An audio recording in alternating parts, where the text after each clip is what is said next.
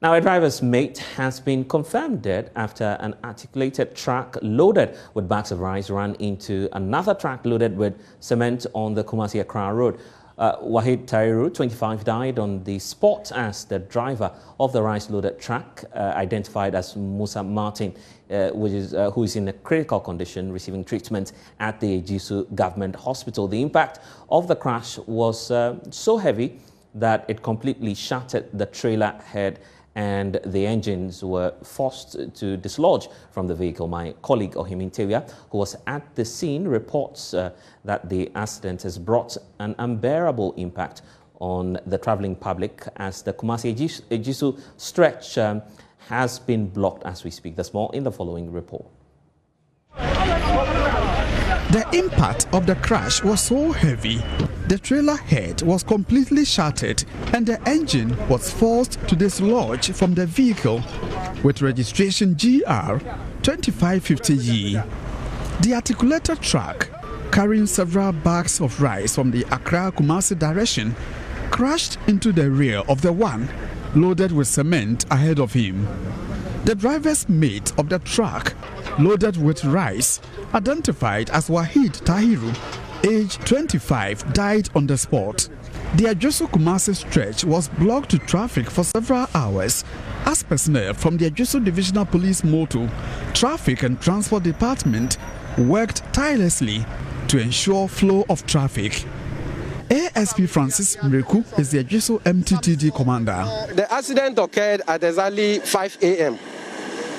involving two vehicles moving towards Kumasi direction. Articulated truck loaded with rice and then another articulated truck loaded with cement. But the cement truck was in front. So when they go to this very stretch, the cement truck wanted to negotiate to the other side to offload some of the cement. Per the information I have, the driver mate came down to stop oncoming vehicles, not knowing there was another truck which was carrying the rice, speeding. And then all of a sudden hit the rear portion of the cement truck. The driver to the rice vehicle got injured and is currently at EJISU Government Hospital. The driver mate died at the spot. Some members of the travelling public were not spared as they bore the brunt as they are forced to trek several miles due to heavy vehicular traffic. This man here, Augustine Boache, was left frustrated.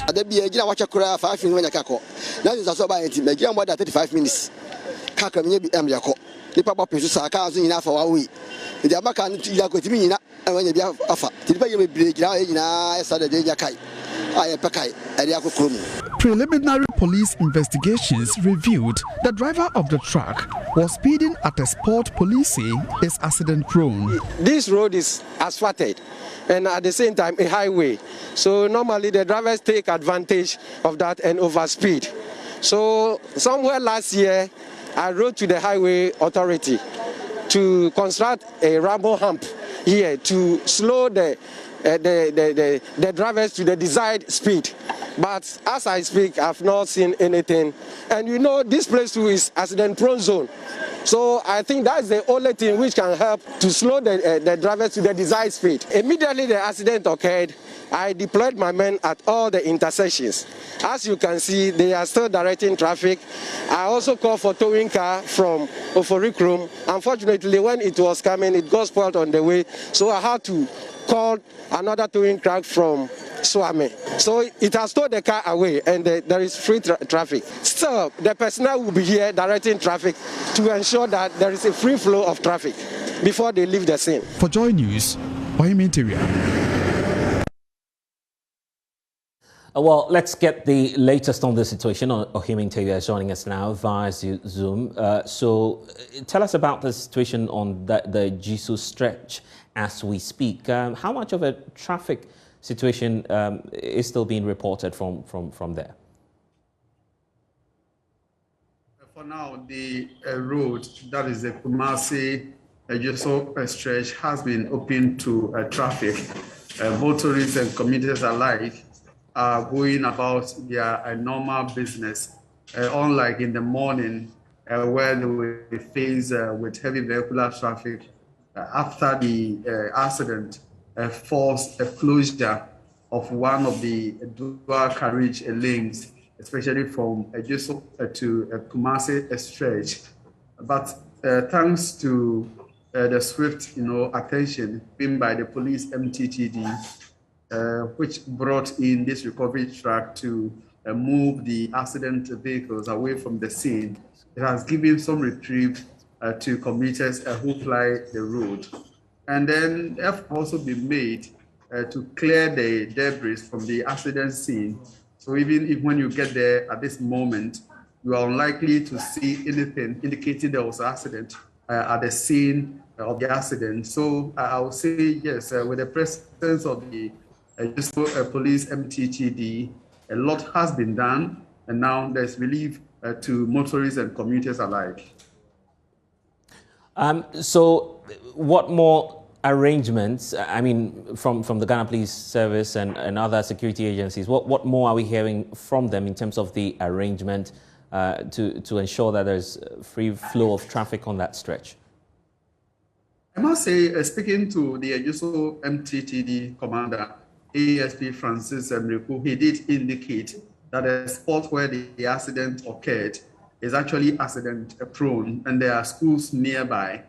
For some time now, they have been complaining about the fact that something needs to be done, especially in the area of provision or construction of speed humps to protect lives, especially students who have to cross that stretch to the other end in order not to be harmed by these speeding motorists. But according to the police MTTD, several appeals, including letters to the Ghana Highway Authority, have fallen on deaf ears to the extent that the school authorities at a point were even some school authorities in some of the schools around were planning to hit the streets because they say for some time now, the area has been recording some knockdowns.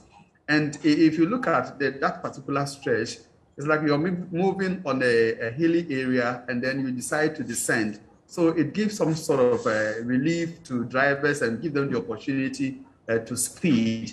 And that is why police preliminary investigation suggests that the driver of the truck carrying rice from the Accra direction to Kumasi, identified as Muta Martin, was speeding. And he's not the only person that police says has been speeding on that stretch. So henceforth, they are appealing to the National Highway Authority to construct speed ramps on that stretch to save lives and also protect property. Ohiming Teria, thanks for giving us the latest update from the EJISU stretch where you've been covering that accident that we've witnessed.